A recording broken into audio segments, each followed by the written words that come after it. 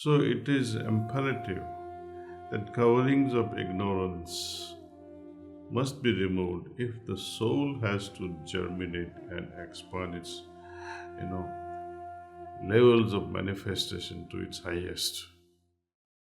Namaste, everyone. So let's begin our session on Truth Eternal, chapter number 3. In the body, the attention of the body minded person is on the body, the organs of the body, and so on. In the soul, the attention of the spiritual man is on the spirit only. But there is not the threefold condition of the seer, the seen, and the sight. Whatever is there, it is one and only one, the knowledge of which also is not there. Why? Well, Balaji says otherwise, meaning if knowledge was also present about your inner state while you were identified with the spirit, with your soul, then the defect of duality would creep in. Once you become aware, this awareness creates these dualities that I am ignorant, or I am knowledgeable, or I am experiencing this, or I am seeing this. Then, when I has been identified as the seer, then naturally there will be seen things you're observing, things you're experiencing, and the experience itself. There is everything in the body: the root, trunk, branches, leaves, flowers, fruit, etc. And inside the fruit, seeds lie hidden beneath many coverings. There is only the seed in the soul, and outside this seed are the root, trunk, branches, leaves, and flowers, which lie in a covered and contracted state at the top. The body always finds its expression and growth from the soul and vice versa. In the same way as the process of production of the seed from the tree and vice versa goes on continuously. So here Lalaji Maharaj, by giving the example of a tree and its branches and the leaves and the fruits and flowers and seeds, etc., he compares this life, the tree, life of a tree, with our life. Just as seed gives rise to a beautiful tree, new life emerges. How? We don't know how, but once we put the seed under the ground, the warmth, the humidity helps it to germinate. It shatters its own coverings. If these coverings are not shattered, then what happens? Seed will never sprout.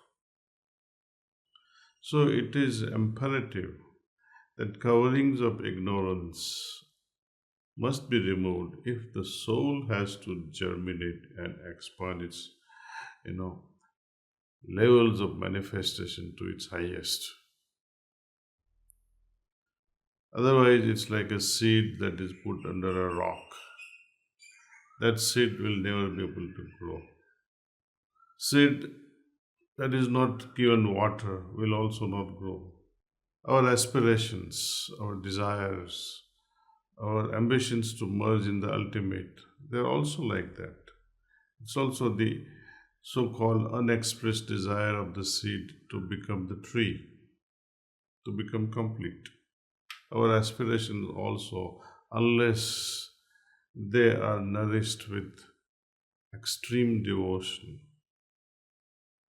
Devotion will also do, but extreme devotion will make sure that it happens. And according to Babaji Maharaj, this extreme devotion results in that sheer restlessness. In traditional way, we call it bhakti. The ignorant man counts the leaves, flowers, etc., and eats, or may not even eat, the fruit. Whereas the wise man is interested in eating the fruit only without paying any attention to those details. The ignorant man is literate and learned, and if by chance he comes across the Bhagavad Gita, he begins to examine and tries to find who is the author of Gita and so on. Really speaking, there are three conditions of the mind: stupefied condition, fickle condition, and number three, ignorant condition. These are due to three coverings, which are three bodies. First, there is the physical body with its senses and organs, which is outwardly motionless and dark.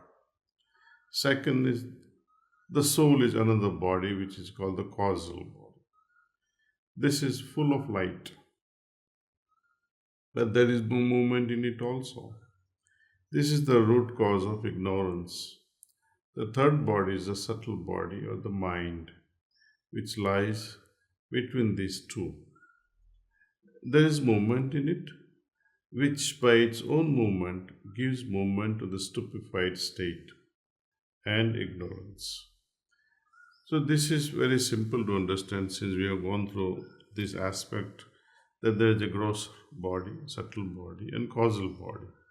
Gross body we all know. Causal body we are familiar, we have heard about it, we are yet to consciously experience it. And that is the purpose of entire spiritual practice. And that cannot happen unless and until we have mastered and refined our subtle bodies.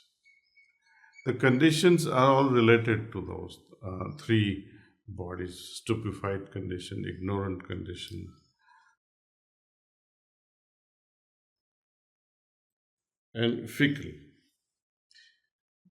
Absolute ignorance is in the soul, stupefied is in the grosser body, and fickle because mind keeps changing, our ego keeps changing, our demands at a personal level keeps changing, how we intellectually dissect things and our needs keep on changing. That's why it is our mind remains fickle, ever changing.